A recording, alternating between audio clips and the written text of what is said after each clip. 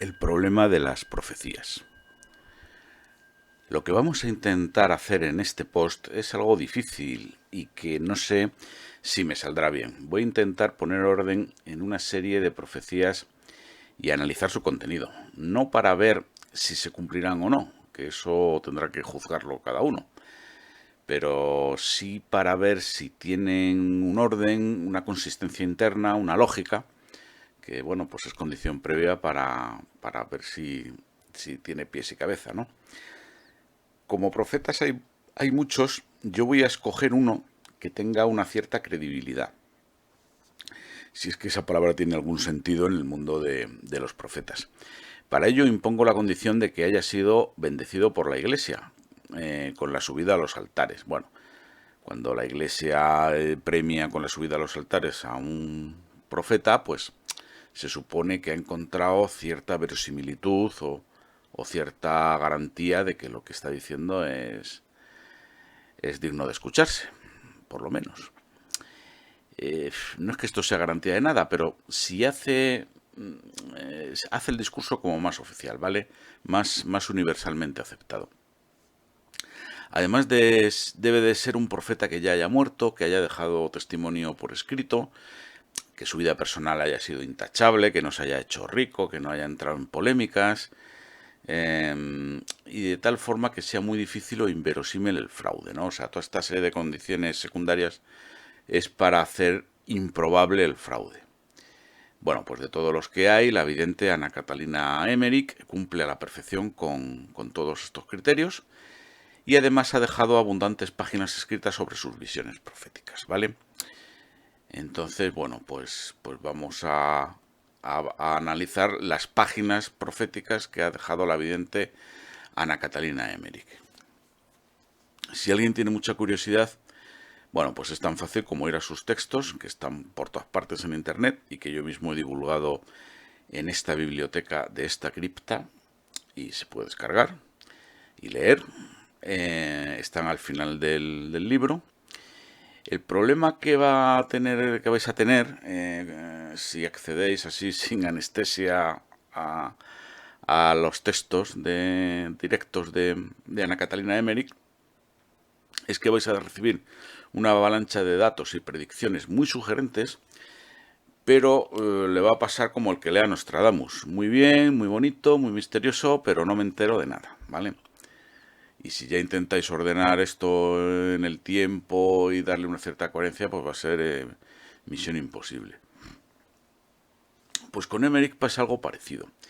Y eso que ella y su albacea el literario han ordenado bastante las visiones proféticas. Es decir, ella tuvo como albacea literario a un escritor llamado Brentano. Todo esto ocurrió en el siglo XIX y bueno, pues gracias a ello, pues sus visiones tienen una coherencia y una estructura que no tienen otras.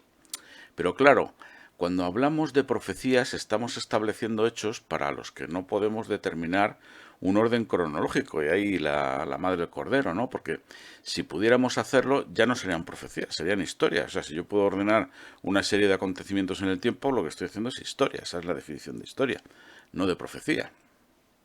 He aquí la dificultad de esta empresa. Y esto pasa con todos los profetas, profetisas y profetitos que han existido en el mundo mundial. Se impone, pues, poner cierto orden. Este tema, que a mí me obsesiona, lo reconozco, ha salido ya muchas veces desde la profundidad oscura de mi cripta. Voy a tratar de solucionarlo aplicando algunos criterios, lo que no sé si lo conseguiré, ¿no? Lo voy a hacer con las visiones proféticas de Emmerich, pero lo suyo sería extenderlo a los videntes más importantes.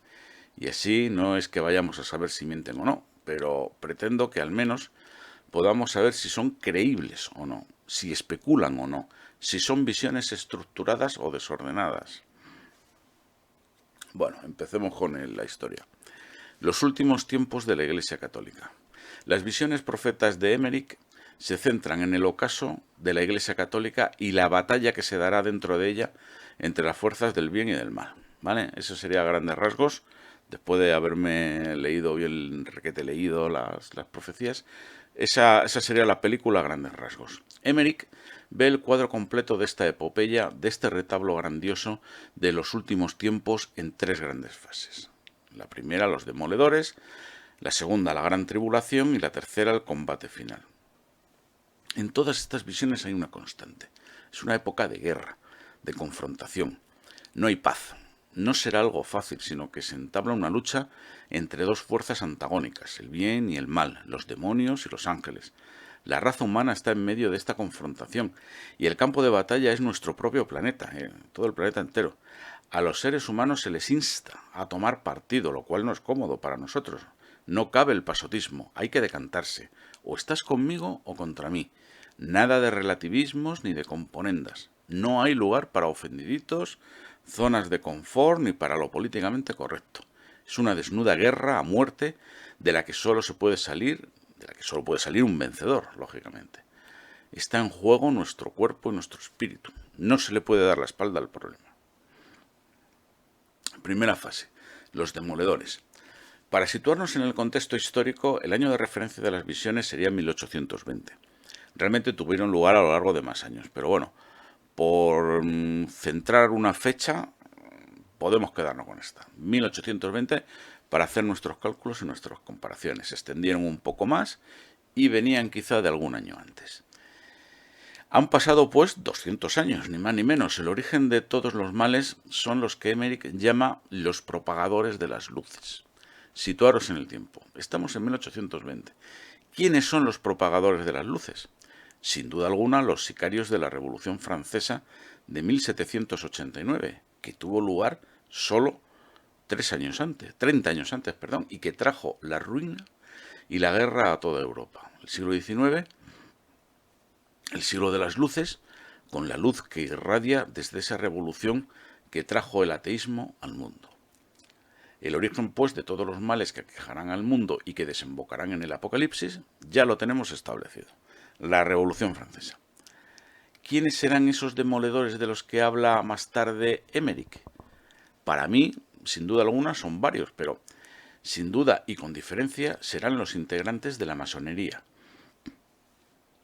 Este es un tema muy importante, dado que la masonería, a partir de 1789, estaría llamada a jugar un papel muy importante en el devenir de los acontecimientos históricos y políticos de Europa. Y como el resto del mundo eran colonias europeas, pues las revoluciones masónicas al final tuvieron una repercusión mundial.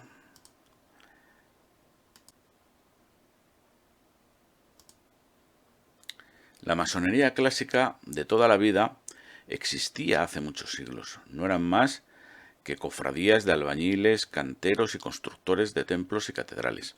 Eran como un gremio a la antigua usanza, con sus símbolos, inscripciones, etc., sin más trascendencia ni importancia. Esta es una de las primeras cosas que confunde a la gente cuando piensa en la masonería. O sea, hay como dos clases de masonería, la de toda la vida, la clásica esta que acabo de explicar, y luego la que vamos a ver ahora, que es la importante, la mala, entre comillas.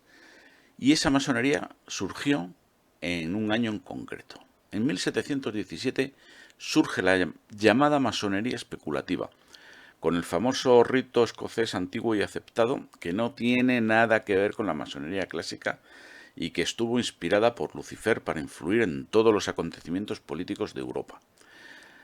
Y como el resto del mundo eran colonias europeas, pues del todo el mundo. Así pues, partimos de 1717 y la actividad de la masonería especulativa provoca el estallido revolucionario de 1789, cuya onda expansiva se extendió por todo el siglo XIX y el XX, pero sobre todo por el siglo XIX, que podríamos llamarlo, sin ningún temor a equivocarnos, como el siglo de la masonería o el siglo de la lucha a muerte entre el viejo orden católico europeo y las repúblicas revolucionarias de origen masónico, que luego se extenderían también a las colonias de América, ¿vale? Es decir, el continente americano no es más que la continuación de la historia de Europa, pero en otro sitio. Lo digo para los que piensan todavía en que aquello es tema de los indígenas, los indios, otras culturas. No, no, no, no. Eso es la continuación de Europa. El resultado ya lo sabemos: guerras, guerras civiles, revoluciones, más guerras, más revoluciones, Napoleón, despotismo y persecución de todo lo religioso. Y este es el contexto, el caldo de cultivo, de donde arrancan las visiones proféticas de Ana Catalina Emmerich. Pero también es el eje vertebrador. Los demoledores de las que ella habla básicamente son los masones.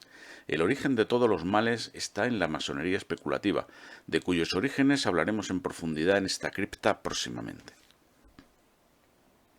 En la siguiente visión se ve claramente todo lo que acabo de explicar. Vi la iglesia de San Pedro y una enorme cantidad de hombres que trabajaban en invertirla, pero vi también ahí a otros que hacían reparaciones. Es como unos destruyen y otros van reparando. Los malos destruyen, los buenos van reparando. Cadenas de trabajo ocupadas en este doble trabajo se extendían a través de todo el mundo. Es una visión alegórica, recordad.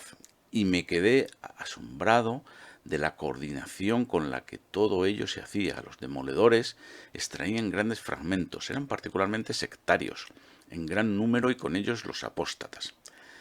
O sea, tenemos los demoledores y también los apóstatas, ¿vale? Estas personas, haciendo su trabajo de destrucción, parecían seguir ciertas prescripciones y una cierta regla. Llevaban delantales blancos rodeados de una cinta azul y provistos de bolsillos con paletas de albañil en la cintura. Aquí clarísimamente estamos viendo de que está hablando de la indumentaria de los masones en las tenidas. Es una imagen casi fotográfica. Ellos tenían además vestidos de todo tipo. Había entre ellos hombres distinguidos, altos y gruesos, con uniformes y cruces, los cuales, sin embargo, no trabajaban directamente en la labor, sino que marcaban en los muros con la paleta los lugares donde había que demoler. Vi con horror que había también entre ellos sacerdotes católicos. Aquí vemos también una clave de este problema: la infiltración que ha sufrido la Iglesia Católica de masones comunistas y revolucionarios. En esta visión alegórica de la demolición de la Iglesia, vemos que se representa como a los masones quitando piedras, ¿vale? Emmerich vio también a santos haciendo todo lo contrario, volviendo a poner las piedras de donde fueron removidas y reconstruyendo lo destruido. Esta es la representación de la lucha del bien contra el mal. Parece que, según las visiones, los hombres del mandil, la escuadra y el compás no pudieron hacer nada contra el altar, y que Roma, sede de la Iglesia Católica, porque todos los lugares de la tierra están relacionados de alguna manera con Roma, ¿no? Esto es un misterio, subsistirá o subsistiría a las olas de destrucciones del Apocalipsis como una isla en medio del caos. Luego aquí tenemos un buen sitio para huir y refugiarse cuando empiecen los dolores del parto. Esta lucha que se establece entre el bien y el mal se plasma en las visiones de Emmerich simbólicamente como la construcción de una iglesia oscura y fría. No puedo encontrar palabras para describir la acción terrible, siniestra, mortífera de esta iglesia. Todo verdor se marchitaba, los árboles caían, se descomponían, los jardines perdían su aderezo. Vi cómo se puede ver en una visión las tinieblas producir su efecto a una gran distancia. Por todo donde llegaban se extendía como una cuerda negra. No sé lo que pasó con todas las personas que estaban dentro de la iglesia. Era como si devorara a los hombres. Se volvía cada vez más negra, semejaba totalmente el carbón de forja y se descamaba de manera horrible.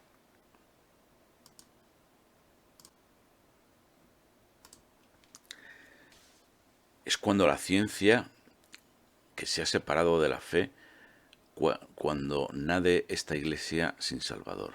Las pretendidas buenas obras en la fe, la comunión de los incrédulos, teniendo la apariencia de virtud, en una palabra, la antiiglesia, cuyo centro está ocupado por la malicia, el error, la mentira, la hipocresía, la laxitud, los artificios de todos los demonios de la época.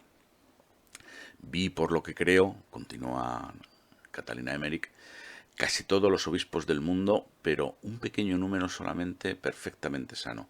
Vi todo lo que respecta al protestantismo tomar cada vez más poder y la religión caer en decadencia completa. Había en Roma, incluso entre los prelados, muchas personas con sentimientos poco católicos que trabajaban para el éxito de este asunto, la fusión de las iglesias. Recordad que ahora estamos en un periodo ecuménico, ¿no?, donde se persigue un poco la unión, ¿no?, siquiera débil, de todas las confesiones. Vi también en Alemania eclesiásticos mundanos y protestantes iluminados manifestar deseos y formar un plan para la fusión de las confesiones religiosas y para la supresión de la autoridad papal. Bueno, esto está ocurriendo hoy día con el Papa Francisco, ¿vale? Es decir, la colegialidad que estableció este Papa Francisco para que sean los sínodos de obispos los que realmente tengan el poder, pues no es más que esto. Y que de Alemania vienen todos los problemas, pues también es otra cosa que se ha acertado en las predicciones. Ellos construían una gran iglesia extraña y extravagante, donde todo el mundo tenía que entrar en ella para unirse y poseer allí los mismos derechos, evangélicos, católicos, sectas de todo tipo, lo que debía ser una verdadera comunión de los profanos donde no habría más que un pastor y un rebaño. Tenía que haber también un papa, pero que no poseyera nada y fuera un asalariado. ¿Podría ser este el Papa Francisco? Todo estaba preparado de antemano y muchas cosas estaban ya hechas, pero en el lugar del altar no había más que desolación y abominación. Las visiones prosiguen y ponen un especial foco de atención en, primero, el deterioro del celibato sacerdotal, segundo, la pérdida del latín como lengua litúrgica, tercero, la profanación de la Eucaristía y cuarto, la pérdida del catecismo por cuentos bíblicos. Bueno, con esto finalizamos este primer estadio de cómo ve Ana Catalina Emmerich el final de los tiempos. Según ella, estos últimos tiempos podemos identificarlos cuando veamos una crisis profunda en la Iglesia Católica, centrada básicamente en la pérdida de los valores tradicionales y su sustitución por la modernidad salida de la Revolución Francesa de 1789. En la época de Emmerich esto empezaba a suceder, pero la Iglesia aún conservaba y conservaría durante muchísimo tiempo los valores tradicionales que solamente los perdería en el Concilio Vaticano II ocurrido 150 años después. 150 años, no es cualquier periodo de tiempo. Hasta entonces, la historia de la Iglesia en esos 150 años ha sido la historia, bueno, pues de una lucha a muerte contra la masonería y la secularización de las sociedades europeas, donde la Iglesia fue perdiendo poco a poco terreno, pero donde seguía siendo muy influyente hasta el Concilio Vaticano II ya mencionado. Hasta ahí. A partir de ahí y hasta ahora, en 2022, la caída ha sido en picado, vamos. La destrucción está siendo absoluta. Hoy día esto, bueno, pues lo vemos, por ejemplo, asistiendo a una misa. Si asistís a una misa, es curioso observar que el 90% de los fieles se levanta a comulgar, mientras que las confesiones son solo una mínima fracción de ese 90% que comulga. También lo podemos observar en los que cumplen con los sacramentos. Bautismo, Eucaristía, confesión, confirmación, matrimonio católico, claro, y extrema unción. Son solo una minoría cada vez más minoritaria de la población. Esto es lo que se ha venido a llamar la apostasía silenciosa, palabreja que aparece en muchas profecías de muchos videntes y que no significa otra cosa que poco a poco la gente va abandonando la práctica de la religión hasta que por la vía de los hechos consumados se hayan convertido en apóstatas. Es decir, hayan renegado de la religión en el seno de la cual vinieron a este planeta purgatorio. Ojo, apostatar de la religión no quiere decir que se hayan de convertir en ateos, en absoluto. Simplemente la mayoría de la gente será indiferente, o sea, pasarán de todo. Le darán la espalda a la religión, actuarán como si no existiera, no seguirán sus principios. Y a tenor de los recientes acontecimientos, habrá un hecho central, ultra importante, que determinará el final de la religión cristiana y también de todas las demás religiones en general, que desaparecerán para siempre o se reconvertirán en genéricos y simplistas movimientos espirituales. Ya se ha dicho que 2022 va a ser el año del contacto, y me refiero al contacto con inteligencias extraterrestres, porque el día que se produzca, y este año parece que algo va a haber, se acaban las religiones en horas 24. Los creyentes de cada religión quedarán como especies de animales en peligro de extinción, o bien se convertirán a espiritualidades diversas, entre las que me temo que será mayoritaria alguna forma sincrética de espiritismo y ocultismo, lo cual dará origen a que se multipliquen las posesiones diabólicas y a que se extienda la presencia de Satanás por todo el orbe. En estas condiciones, la multiplicación de guerras, revoluciones, persecuciones y leyes impías propiciarán que la aparición del anticristo sea inmediata. Pero bueno, no nos adelantemos a los acontecimientos y vayamos con el segundo escalón o etapa en estas particulares visiones proféticas de Ana Catalina Emmerich. La gran tribulación. En esta parte, bueno, es un poco continuación. La vidente al principio sigue insistiendo en lo que ya hemos dicho hasta ahora. La decadencia de la Iglesia prosigue. El clima en Roma se hace cada vez más irrespirable. Hay amenaza de cisma, que incluso la vidente llega a afirmar que se va a producir o que estaría a punto de producirse. Las visiones son un poco confusas y alegóricas, pero luego se vuelven más concretas cuando habla de una terrible amenaza que viene del norte, pues que pudiera ser una guerra o una invasión de Italia, y pasa a hablar de sitios concretos. En Viena se profetiza un gran ataque a la iglesia que será contestado con fuego que llueve del cielo. De París se afirma que será minada en el subsuelo por los diablos para que se derrumben todos los edificios. Efectivamente, París tiene una red de subterráneos enormes y de catacumbas. Y de tumbas. Hay miles de huesos y de personas allí enterradas. Pero lo más curioso es que la vidente dedica iba a decir, pues casi un capítulo entero a España, de la que dice, atentos: atravesé el Mediterráneo tocando a las islas. El ángel la lleva a ver estas visiones, pues como en persona, ¿no? La transporta por el mundo. Tocando las islas donde hay una mezcla de bien y de mal, y encontré que los más aislados eran los más felices y los más luminosos. Bueno, no sabemos qué quiere decir esa frase. Después fui a la patria de Francisco Javier, o sea, a España, porque yo viajaba en la dirección de Poniente. Vi allí numerosos santos, España es un país de santos, y vi el país ocupado por soldados rojos. Esto parece que es la guerra civil, pero no se sabe seguro, ¿vale? Recordemos que en 1920 nadie sabía qué era el comunismo o el socialismo. Es decir, que hablar de soldados rojos en 1820, pues como no sean los pieles rojas de las colonias americanas, no sabemos exactamente muy bien qué querría decir para las gentes de aquella época. Y menos Ana Catalina Emmerich, cuya instrucción era muy reducida y apenas salió en toda su vida de su pueblo. Las tinieblas extendidas por toda esta región, por España, sobre la cual reposaba un tesoro de méritos y de gracias provenientes de San Ignacio, en la parte central, en Madrid, reconocí el lugar donde mucho tiempo antes yo había visto en una visión a inocentes arrojados en una hoguera. Parece que son sacrificios humanos. Vi finalmente a los enemigos del interior avanzando por todos lados y aquellos que atizaban el fuego arrojados ellos mismos a la hoguera. No concreta mucho a qué se refiere esa visión en particular. Vi enormes abominaciones extenderse sobre el país, sobre España.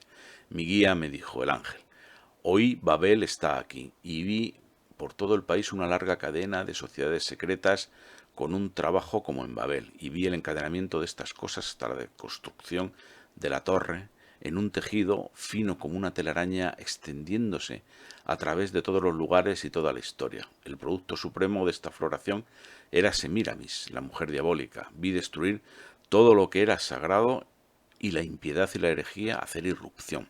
Había una amenaza de guerra civil próxima y de una crisis interior que iba a destruirlo todo. Bueno, pues esto ya es más concreto, ¿verdad? Parece que aquí Ana Catalina Emmerich no iba muy desencaminada en sus profecías. Igual que es alegórica en muchos puntos, en otros, como en esta predicción para España, acertó de pleno prediciendo la guerra civil en 1820, ni más ni menos que 116 años antes de que tuviera lugar. Es verdad que hubo otras guerras civiles, como las guerras carlistas, pero fueron más bien guerras dinásticas que civiles. Bueno, la última etapa de las visiones de Ana Catalina Emmerich lo he llamado con este original título, ¿verdad?, de las etapas finales. En esta última parte de las visiones de Emmerich, la vidente es un poco más alegórica. Recurre a tópicos ya conocidos del cristianismo sobre los últimos tiempos y habla sobre una batalla espiritual. Es ambiente bélico, una guerra se aproxima, y lo que antes era una iglesia en Roma destruida por los demoledores y afligida por la gran tribulación, ahora es una iglesia que está siendo reconstruida por las fuerzas del bien y aprestándose para la gran guerra contra las huestes del anticristo. vi una mujer llena de majestad avanzar en la gran plaza que está ante la iglesia.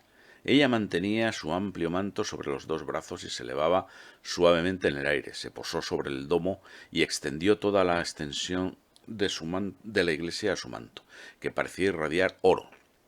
Los demoledores se habían tomado un momento de reposo, pero cuando quisieron volver al trabajo les fue absolutamente imposible acercarse al espacio cubierto por el manto. Todos los demoledores y los conjurados, o sea, los propagadores de las luces, los enciclopedistas, fueron expulsados de todas partes y fueron, sin saber cómo, reunidos en una única masa confusa y cubierta de una bruma. Ellos no sabían ni lo que habían hecho ni lo que debían hacer y corrían dándose cabezazos unos contra otros. Cuando fueron todos reunidos en una sola masa, los vi abandonar su trabajo de demolición de la iglesia y perderse. Parece que esta renovación de la iglesia será propiciada, como hemos visto en este pasaje, por la Virgen María, bajo el símbolo del manto dorado que recubre en primer lugar a la iglesia desde el pináculo del domo de San Pedro y de allí extendiéndose a todo el Vaticano, a Roma y luego al mundo entero. En su contra, las fuerzas del mal, capitaneadas por Satanás, la ciudad de Satanás la compartía con una mujer, la misteriosa prostituta de Babilonia, con sus profetas y profetisas, sus taumaturgos y sus apóstoles. Satán tenía un trono magnífico. Entonces hay que imaginarse a una Roma luminosa protegida por el manto de la Virgen, rodeada de oscuridad y tinieblas, donde estaba la ciudad gobernada por Satán, ¿vale? Hay que señalar una cosa muy importante. Esto es una visión para el futuro. Ahora, en 2022, todo el planeta Tierra es la ciudad de Satán. Es decir, esto no ha ocurrido todavía. Es él quien gobierna. Los que se le oponen son, bueno, pues personas o instituciones sueltas, ¿verdad? O fuerzas de diverso tipo y condición, pero no hay un centro poderoso establecido para hacerle la guerra de forma total, de tal modo que pueda ser destruido. Esto solo ocurrirá en esta fase del Apocalipsis. Y aquí tengo que hacer un inciso, es decir, quizá hasta el Papa Pío XII podríamos considerar el Vaticano como una especie de cuartel general, entre comillas, de la forma de las fuerzas del bien. Pero a partir de ese Papa, desde luego, eso ya no es así. Se produce una gran batalla entre dos facciones de hombres. Esta es una visión algo alegórica en la que uno puede perderse y confundirse. Para simplificarlo, diremos simplemente que hay dos ejércitos en la lucha. Y San Miguel, el arcángel San Miguel, toma partido por uno de ellos, se supone que de los buenos, claro.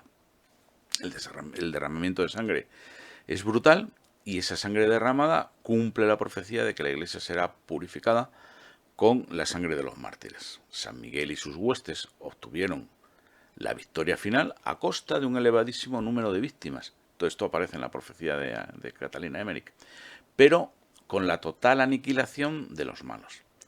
En este contexto surgen unos personajes nuevos que yo no he visto en ninguna otra profecía sobre el fin del mundo, pero igual es que se me ha pasado, o no las he visto todas, claro.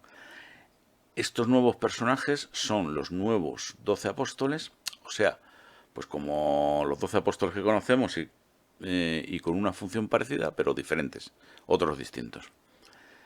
Es algo curiosísimo, nunca lo había oído. En medio de los desastres, los 12 hombres, los nuevos apóstoles, dispersos en diversos lugares, sin saber nada los unos de los otros, los 12 que conocemos y se conocían entre sí. Pues estos 12 nuevos apóstoles, se dice de ellos que recibirán rayos del agua viva. Se entiende pues que dotes especiales para predicar, curar, profetizar, etc. Todos los nuevos apóstoles hacían el mismo trabajo en diversos lados. Ellos no sabían de dónde se les encomendaba ese trabajo y que cuando una cosa se había hecho, otra se le daba para hacer. Simplemente eran 12, de los cuales ninguno tenía más de 40 años. No había nada de particular en la vestimenta de estos nuevos 12 apóstoles, pero cada uno estaba vestido a la manera de su país y siguiendo la moda actual. Todos eran católicos. Había también entre los tenebrosos destructores, falsos profetas y personas que trabajaban contra los escritos de los 12 nuevos apóstoles. Bueno, pues esto es todo lo que sabemos de esos 12 nuevos apóstoles misteriosos. Y luego aquí hay otros personajes todavía aún más misteriosos. Dice la vidente: habrá también 100 mujeres, ni una más ni una menos, sentadas con un estado alterado de conciencia, y cerca de ellas hombres que las magnetizaban. Las vi profetizar. La verdad es que estos dos personajes, o estos dos pasajes donde aparecen estos dos grupos de personas, son para mí extremadamente misteriosos. Pero la vidente no nos aclara más. ¿Quiénes son esos 12 misteriosos nuevos apóstoles? ¿Y esas 100 mujeres? ¿Qué profetizan? ¿Quiénes son esos hombres que las hipnotizan? ¿Son de los buenos o de los malos? Me temo que nunca lo sabremos. Y en cierto modo, las visiones proféticas de Ana Catalina Emmerich acaban aquí. Están un poco incompletas, ¿verdad? Es la conclusión que he sacado yo. Hay una precisión más que aceptable en la primera parte, donde se identifica el origen del mal en la masonería, y luego poco a poco va perdiendo esa precisión original. Al final lo que parece que queda claro es que tras la espantosa y abominable crisis de la Iglesia Católica tiene lugar una gran batalla entre dos facciones de la humanidad. En dicha batalla, bajo la protección de la Virgen María y con la ayuda del Arcángel San Miguel, la facción de, digamos, los buenos derrota a, digamos, los malos. Y a partir de ahí el mensaje se difumina, puesto que no queda claro si ahí terminan las tribulaciones de la humanidad o por el contrario el apocalipsis continúa y bueno, ¿y cuál es el resultado final? Hombre, lógicamente esto es una profecía, es algo alegórico, no hay fechas establecidas, no puede ser preciso, ¿vale? Conclusión. Es muy difícil extraer conclusiones de estas visiones, salvo en la génesis de las desdichas de la humanidad. Yo me quedaría con la idea de que la masonería y sus tentáculos son dañinos para las personas como Dios manda, o al menos deberíamos prevenirnos contra ellos. Y no porque yo tenga un especial prejuicio contra la masonería y los masones, que no lo tengo a priori. Pero fijaros, hay que desconfiar profundamente de un grupo humano que se reúne para practicar clarísimamente lo que no es otra cosa que tráfico de influencias. Eso es lo que se practica en las logias. Es una especie de confraternidad de conseguidores, compraventa de favores y componendas que llega al nivel incluso de casas reales. Es decir, si esto fuera entre vecinos de un patio de vecinos, bueno, mal estaría, pero es que esto afecta a las castas más elevadas. En muchos países, la casi totalidad de la clase política y empresarial pertenece a esas logias o está mediatizada por ellas. Ponen y quitan presidentes, reyes, dictan leyes y generan nuevas corrientes de pensamiento, ideas filosóficas, agendas extrañas, y conspiran día y noche contra la humanidad y sirven a extraños dioses. Bueno, quizá no tan extraños. Y lo que es peor de todo, lo hacen en el mayor de las opacidades, el mayor de los secretos y el mayor de los descaros. Y para que esto no quede demasiado cojo, voy a hacer un breve relato, bueno, no va a ser tan breve, va a ser, digamos, una exposición detallada de una serie de profecías de diversos videntes a lo largo de la historia para que uno pueda hacer una comparativa con las que acabamos de ver de Ana Catalina Emmerich, ¿no? Sería como la enciclopedia Álvarez de las profecías, bastante resumidas, pero bastante extenso en cuanto a número de profetas, y que en cualquier caso, si queremos saber de profecías, tenemos que conocer, ¿no? Vamos pues a ver profecías de otros santos. Empezamos por San Vicente Ferrer, que vivió en el siglo XIV. Él decía: vendrá un tiempo que ninguno lo habrá visto hasta entonces. Se producirá un estruendo tan grande de modo que ni fue ni se esperaba otro mayor, sino el que se experimente en el juicio, y llorará la iglesia. Ahora está lejos, pero la tristeza se convertirá en gozo. El Rey de Reyes y el Señor de los Señores todo lo purificará y regenerará. Francia, con su orgullo, será del todo abatida. Los días no distarán, están ya a las puertas, veréis una señal y no la conoceréis. Pero advertid que en aquel tiempo las mujeres vestirán como hombres, y se portarán según sus gustos y licenciosamente, y los hombres vestirán de mujeres. En los días de paz que han de venir luego de la desolación de revoluciones y guerras, antes del fin del mundo, los cristianos se volverán muy tibios en su religión y rehusarán recibir el sacramento de la confirmación diciendo: es un sacramento innecesario. Bueno, Vayamos con el siguiente. Revelación a María de Ágreda. Me fue revelado, decía esta santa, que a través de la intercesión de la Madre de Dios todas las herejías desaparecerán. La victoria sobre las herejías ha sido reservada por Cristo para su Santísima Madre. En los últimos tiempos, el Señor quiere extender de una manera especial el renombre de su Madre. María empezó la salvación y por su intercesión se completará. Antes de la segunda venida de Cristo, María más que nunca debe brillar en misericordia, poderío y gracia para atraer a los incrédulos a la fe católica. El poder de María en los últimos tiempos será muy eminente. Un inusual castigo a la raza humana tendrá lugar hacia el fin de esos tiempos. Bueno, pues aquí vemos que algo ha debido acertar, ¿no? Porque las apariciones de la Virgen María son constantes en este último siglo, ¿verdad? Vayamos con la siguiente vidente, Teresa Musco, que vivió entre 1943 y 1976. A ella se le dieron varias visiones. La primera de ellas: Teresa, hija de mi corazón, estoy aquí para confiarte unas cosas que deberás guardar solo para ti hasta que yo lo desee. Verás muchos cambios en la iglesia. Los cristianos que recen serán pocos. Muchas almas caminan hacia el infierno. Las mujeres perderán el pudor y la vergüenza. Satanás tomará su forma para hacer caer a muchos. En el mundo habrá muchas crisis. El gobierno caerá, el Papa pasará horas de agonía. Al final, yo estaré ahí para conducirlos al paraíso. Tendrá lugar una gran guerra, muertos y heridos incalculables. Satanás cantará su victoria, pero será el momento en que todos verán a mi Hijo aparecer sobre las nubes, y él juzgará a cuantos han despreciado su sangre inocente y divina. Entonces mi corazón inmaculado triunfará. Siguiente visión de esta santa. Bueno, no sabemos si es santa o no. Siguiente visión de Teresa Musco. Hija mía, estoy aquí para decirte que el Padre enviará un gran castigo al género humano en la segunda mitad del siglo XX.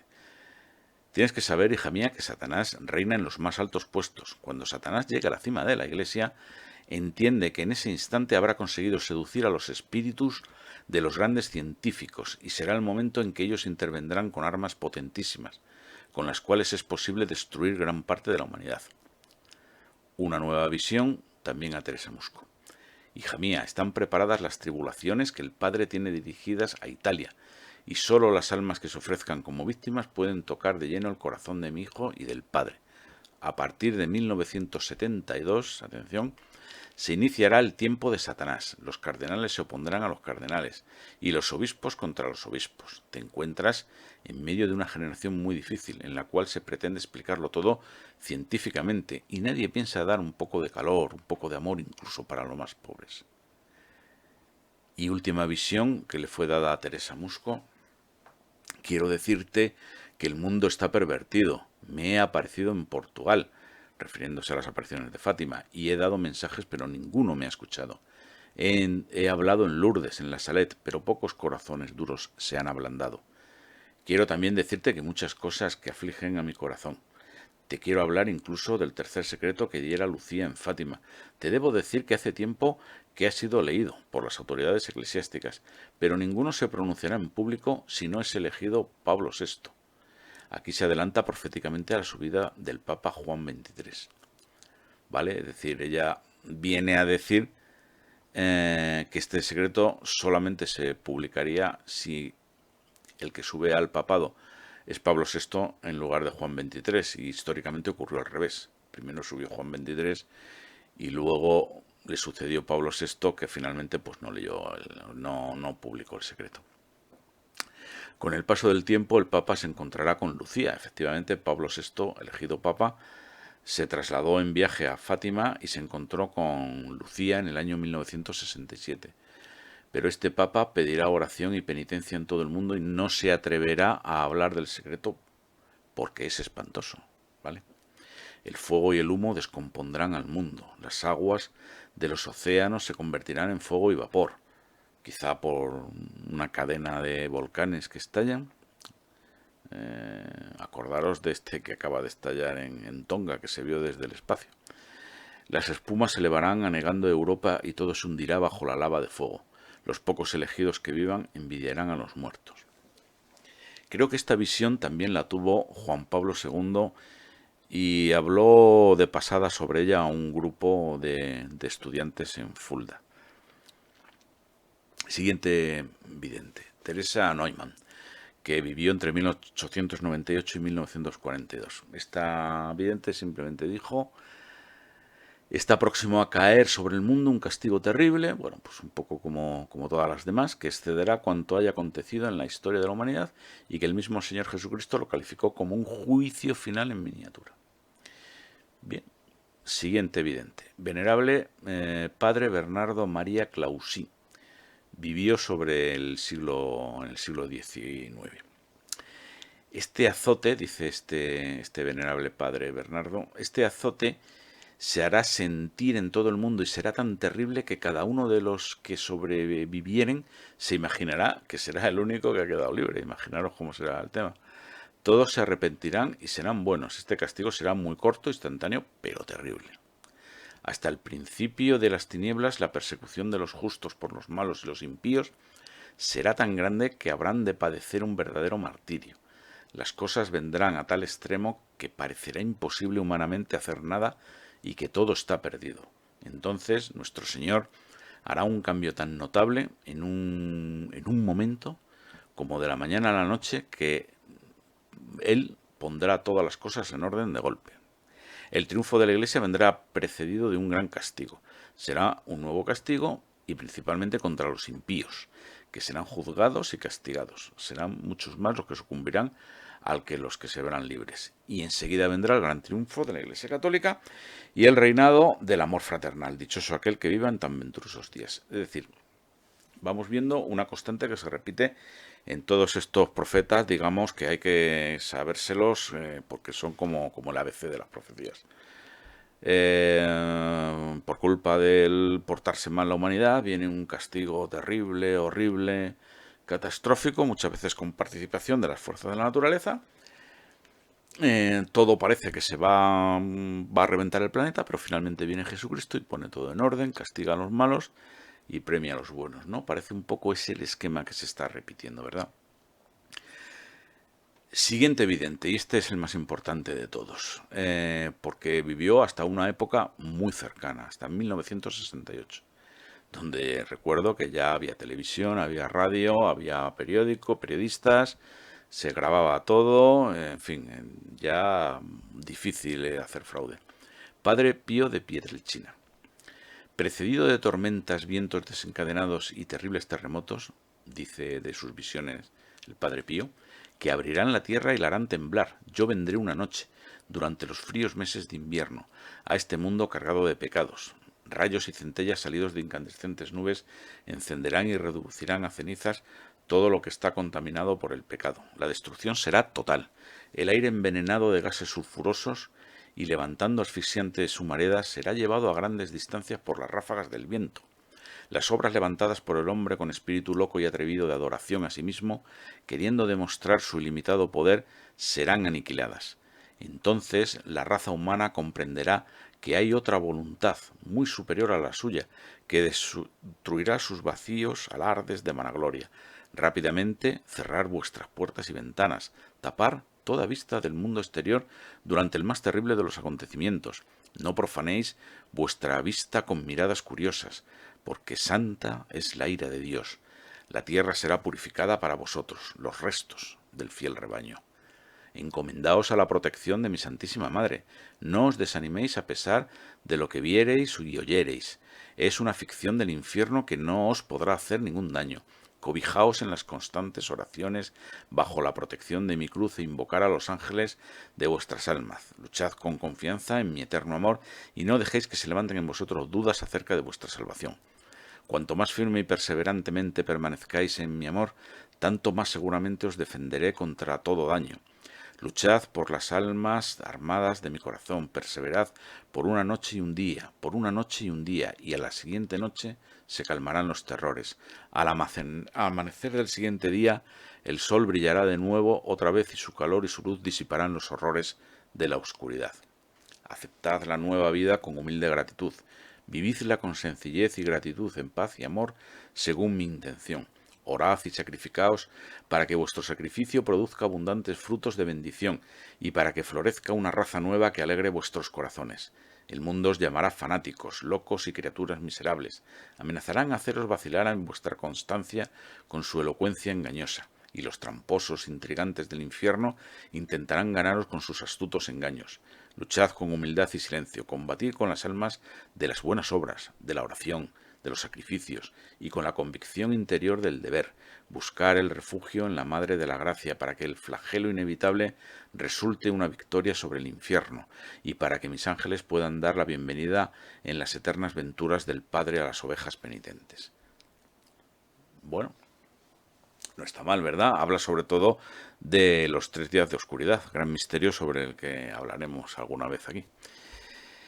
Este fue un mensaje de Jesucristo al Padre Pío. Y a continuación hay otro mensaje de Jesucristo para el Padre Pío, tomado de su testamento, ojo, y hecho distribuir por los sacerdotes franciscanos a todos los grupos de oración católicos en todo el mundo, ya desde la Navidad de 1990, ¿vale?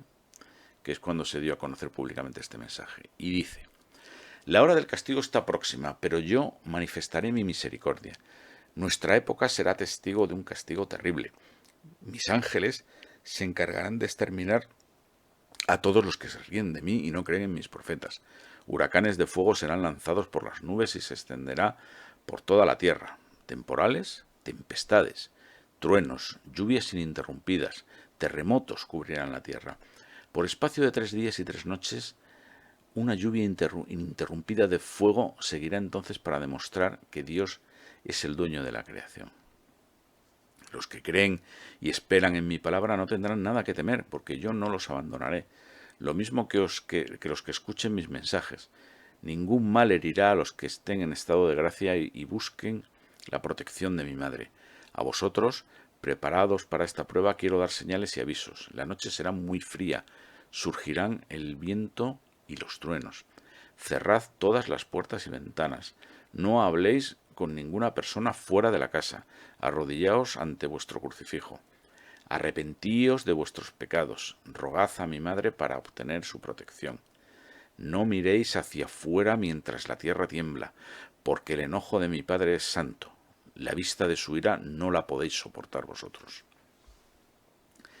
Los que no presten atención a esta advertencia serán abandonados e instantáneamente matados por el furor de la cólera divina.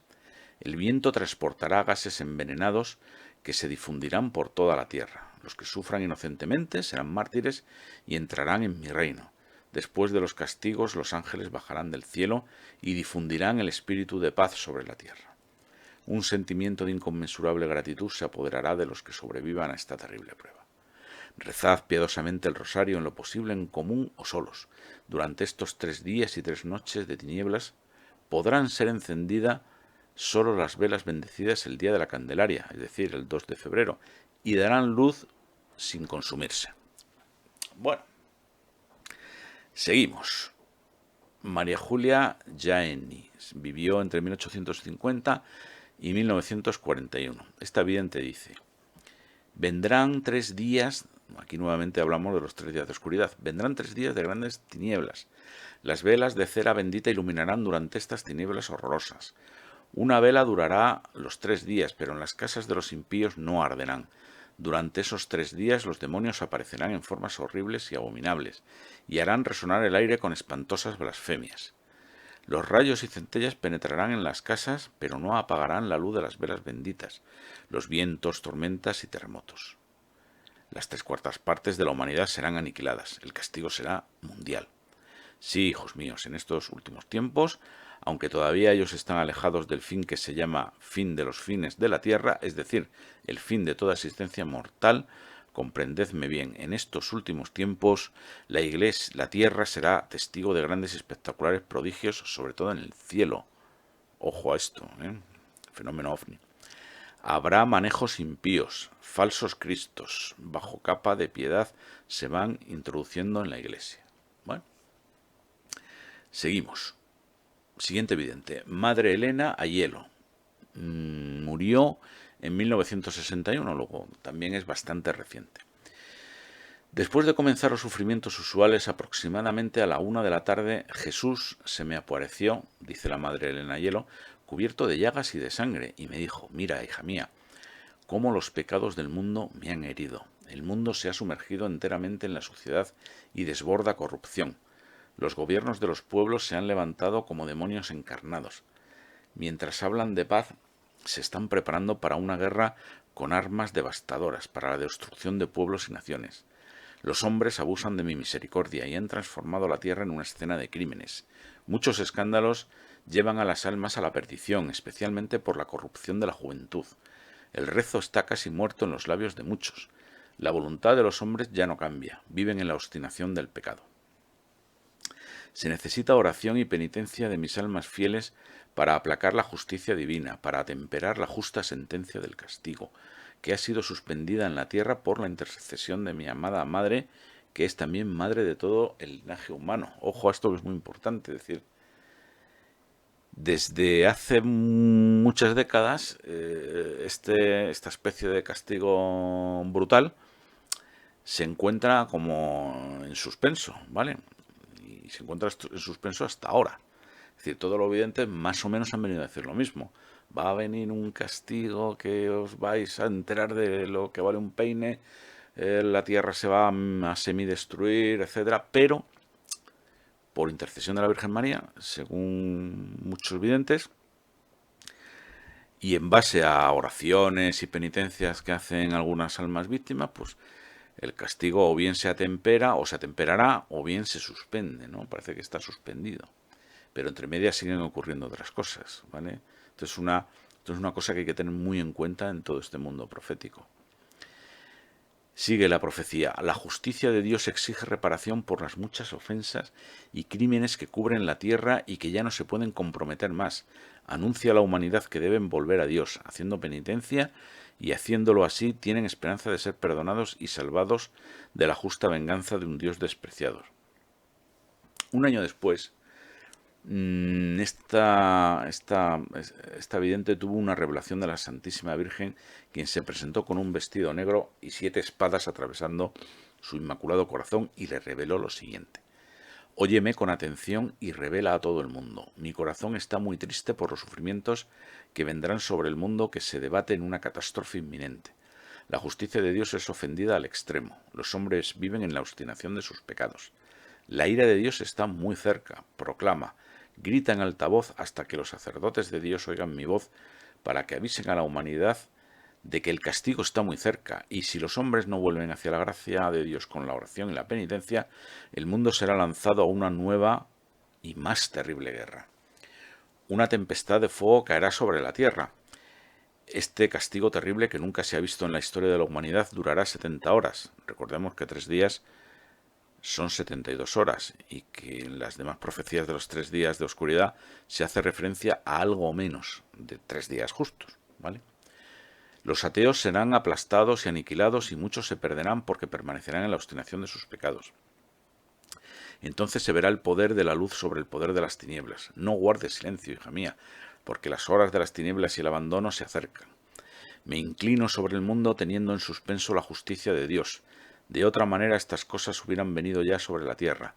Oraciones y penitencias son necesarias porque los hombres deben volver a Dios y a mi corazón inmaculado, la mediadora entre los hombres y Dios, y de esta manera el mundo al menos será salvado en parte. Proclamará gritando estas cosas a todos, como si fueras el mismo eco de mi voz. Anuncia esto a todos, porque ayudará a salvar muchas almas e impedir muchas destrucciones en la Iglesia y en el mundo. Tuvo una siguiente revelación que dice lo siguiente: cuando en el cielo aparezca una señal extraordinaria, sabed los hombres que está próximo el castigo al mundo. Se trataría del famoso aviso. Bienaventurados los que en aquellos momentos puedan llamarse verdaderos devotos de María. El azote del fuego está próximo, y purificará a la tierra de la iniquidad de los malvados. La justicia de Dios gravita sobre el mundo, y la humanidad manchada de fuego será lavada en su propia sangre, enfermedades, hambre, terremotos, naufragios y en la guerra.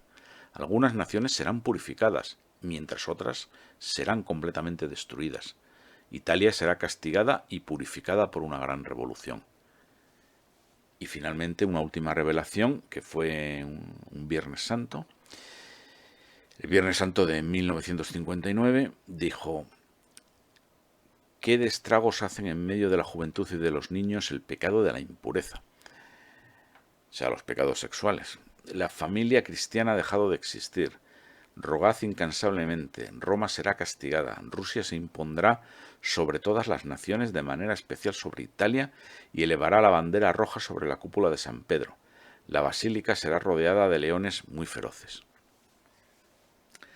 Bueno, seguimos con la venerable Isabel Canori Mora, que vivió entre el siglo XVIII y el XIX. Se le dio la siguiente visión. A los miserables que cada día con mayor orgullo y desfachatez de palabra y de obra son incredulidad y apostasía, van pisoteando la santa religión y la divina ley, se sirven de las palabras de la Sagrada Escritura y del Evangelio, corrompiendo su verdadero sentido para respaldar así sus perversas intenciones y sus torcidos principios. Se está refiriendo claramente a los enciclopedistas y a los propagadores de las luces. De repente, dice, le fue mostrado el mundo a esta santa. Lo veía todo en revolución, sin orden ni justicia, los 7 vicios capitales, soberbia, lujuria, ira, envidia, pereza, gula y avaricia. Eran llevados en triunfo, y por todas partes se veía reinar la injusticia, el fraude, el libertinaje y toda clase de iniquidades. Vio también sacerdotes despreciando la santa ley de Dios y cómo se cubría el cielo de nubes negras. Se levantaba un tremendo huracán y en el mayor desconcierto se mataban los hombres unos a otros. En castigo de los soberbios que con impía presunción intentaba demoler la iglesia desde los cimientos, permitía Dios a los poderes de las tinieblas abandonar los abismos del infierno. En 1821 oyó al Señor hablar del triunfo de la iglesia, decía esta santa, pues ésta saldría renovada de aquellas tormentas, encendida en el primitivo celo de la gloria de Dios y que sería recordada universalmente por los pueblos. Vendrá la reforma de la Iglesia y la restauración de todas las cosas. No se verificará sin un profundo trastorno de todo el mundo y de todas las poblaciones. Continuamos con la beata Ana María Taigi, que, al igual que la otra, pues la anterior vivió entre el siglo XVIII y el XIX. Se le dijo a esta beata, después de purificar al mundo y a su iglesia y de arrancar de cuajo toda la mala hierba, preparaba un renacimiento, milagroso triunfo de su misericordia, y mi mano todopoderosa volverá a imponer el orden ahí donde es impotente el esfuerzo humano. Dios enviará 2 castigos. Uno en forma de guerras, revoluciones y peligros originados en la tierra, y otro enviado directamente del cielo. Vendrá sobre la tierra una oscuridad intensa que durará 3 días y 3 noches. Ojo, estamos en el siglo XVIII, ¿eh? Nada será visible y el aire se volverá pestilente y nocivo, y dañará, aunque no exclusivamente, a los enemigos de la religión. Durante los 3 días de tinieblas, la luz artificial será imposible. Solo las velas bendecidas alumbrarán, bendecidas en el día de la Candelaria. Durante estos días de tinieblas, los fieles deben permanecer en sus casas rezando el Santo Rosario y pidiendo a Dios misericordia. Millones de hombres morirán por el hierro, unos en guerra y otros en industrias civiles. Otros millones perecerán de muerte imprevista. ¿Qué os recuerda esto? Y la famosa repentinitis. Bueno, a la prueba le seguirá un renacimiento universal. Este cambio ocurrirá cuando parezca que la Iglesia ha perdido los medios humanos de hacer frente a las persecuciones. Bueno. Seguimos con una importante santa y vidente, Faustina Kowalska, que vivió en el siglo XX. Entre las revelaciones que tuvo Santa Faustina se encuentra la siguiente. Le decía Jesucristo a Santa Faustina, antes de venir como juez, vendré primero como Rey de misericordia. Precediendo el día de la justicia, haré una señal en el cielo dada a los hombres. Toda luz será apagada en el firmamento y en la tierra. Entonces aparecerá, venida del cielo, la señal de la cruz. De cada una de mis llagas y de las manos y de los pies saldrán luces que iluminarán la tierra por un momento. Quiero a Polonia de una manera especial. Si es fiel y dócil a mi voluntad, la elevaré en poder y santidad, y de ella saltará una chispa que preparará al mundo para mi última venida. Parece que se refiere al Papa Juan Pablo II. En 1936, en la fiesta de la Anunciación, se le apareció la Santísima Virgen y le dijo estas palabras. Yo di al mundo al Redentor, y tú tienes que hablarle al mundo acerca de su misericordia y prepararlo para su segunda venida. Este día terrible vendrá, será el día de la justicia, el día de la ira de Dios. Los ángeles tiemblan al pensar en ese día. Habla a las almas de la gran misericordia de Dios mientras haya tiempo. Si te quedas en silencio ahora, serás responsable de la pérdida de un gran número de almas aquel día terrible. No tengas miedo y sé fiel hasta el fin. Siguiente vidente, bueno, se trata de Berta Petit, no es muy conocida, vivió entre el siglo XIX y el XX. Decía: el corazón de mi madre tiene derecho al título de doloroso, que debe preceder al de inmaculado, ya que ella se lo ganó con sus merecimientos.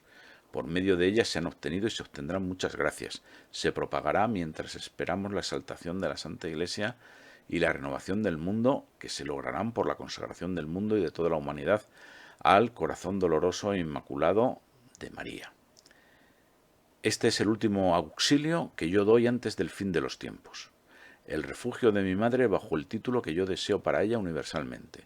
Corazón doloroso e inmaculado de María. Y luego añadió: como hijo, yo he concebido esta devoción a mi madre y como Dios la exijo. Por último, en 1943, recibió estas últimas manifestaciones. La humanidad marcha hacia una tormenta espantosa que dividirá aún más a los pueblos. Reducirá a la nada todas las combinaciones humanas. Mostrará que nada subsiste sin mí y que yo sigo siendo el director de los pueblos. Un espantoso huracán se está preparando. Se desencadenarán con furor todas las fuerzas preparadas y ese será el tiempo de abandonaros al corazón doloroso e inmaculado de María. Bueno, tenemos otro profeta muy desconocido del siglo XIV, hermano Juan de Clefroc, que dijo lo siguiente: hacia los últimos tiempos, tiránicas y hostiles chusmas robarán a la Iglesia y al clero todas sus posesiones, los afligirán y martirizarán. Las famosas desamortizaciones. Aquellos que acumulan los mayores abusos serán tenidos en gran estima. En ese momento el Papa con sus cardenales tendrá que huir de Roma en trágicas circunstancias a un lugar donde no los conocerá nadie. El Papa morirá en una muerte cruel durante su destierro. Esto es lo mismo que sale en la profecía de Fátima, bastantes siglos después. Los sufrimientos de la Iglesia serán los mayores que han ocurrido a lo largo de la historia. Se dice que 20 siglos después de la encarnación de la palabra, la bestia en su giro se volverá hombre. Aproximadamente en el año 2000 el anticristo se revelará al mundo. Esto parece que aquí no ha sido muy acertado, ¿verdad? Estamos en 2022 y no sabemos nada del anticristo, al menos de forma pública. Bueno, siguiente vidente, Santa Brígida. Bueno, pues simplemente esta santa que vivió en el siglo XIV nos dice: 40 años antes del año 2000, el demonio será dejado suelto por un tiempo para tentar a los hombres. Cuando todo parecerá perdido, Dios mismo de improviso pondrá fin a toda maldad. La señal de estos eventos será cuando los sacerdotes habrán dejado el hábito santo y se vestirán como gente común, las mujeres como hombres y los hombres como mujeres. Bueno, pues aquí ha acertado de pleno, porque esto coincide con la fecha esa de 1972 que dimos antes y con otras profecías. Y esto realmente ha ocurrido, ¿no? A partir del Concilio Vaticano II, los sacerdotes dejaron de vestir la sotana. Y qué decir de que los hombres vistan como mujeres y las mujeres como hombres, ¿no? ¿Qué os voy a contar de esto? Bueno, sigue luego una retahíla de santos y de místicos, pues que más o menos todos vienen a coincidir en lo mismo. Fijaros, por ejemplo, la madre Sipton, que vivió en el siglo XVI, no es una profecía católica porque esta señora era protestante o cuáquera. Dijo, fijaros qué interesante: el castigo vendrá cuando los carros vayan sin caballos y muchos accidentes llenen el mundo con infortunios, accidentes de tráfico. Este vendrá cuando los pensamientos se estén volando alrededor de la Tierra en un pestañeo, es decir, por las redes de telecomunicaciones, ¿no? Cuando largos túneles sean hechos para máquinas sin caballos, redes ferroviarias con los túneles. Cuando el hombre pueda volar en el aire y circular bajo el mar, aviones, submarinos, estamos hablando del siglo XVI, ¿eh? Cuando las naves sean todas hechas de metal, cuando el agua y el fuego hagan maravillas, cuando aún los pobres puedan leer libros, la extensión de la cultura de forma universal, y cuando muchos impuestos sean aplicados por la guerra. Bueno, pues parece increíble, ¿no? El nivel de acierto de la madre Shipton.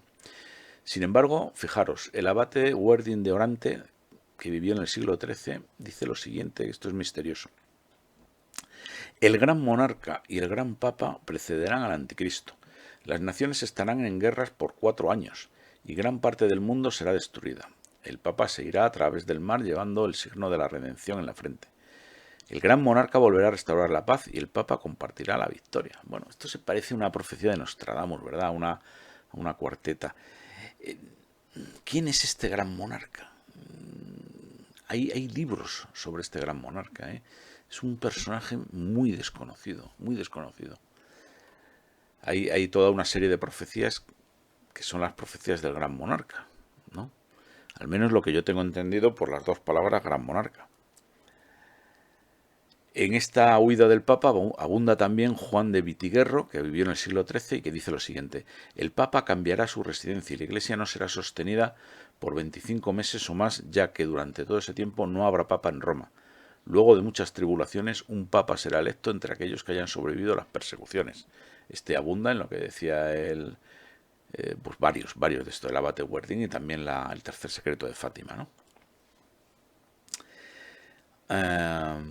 Bueno, pues hay muchísimos más. En la web están todos los que restan. Yo creo que no voy a extenderme más porque esto, si no, se va a hacer demasiado largo.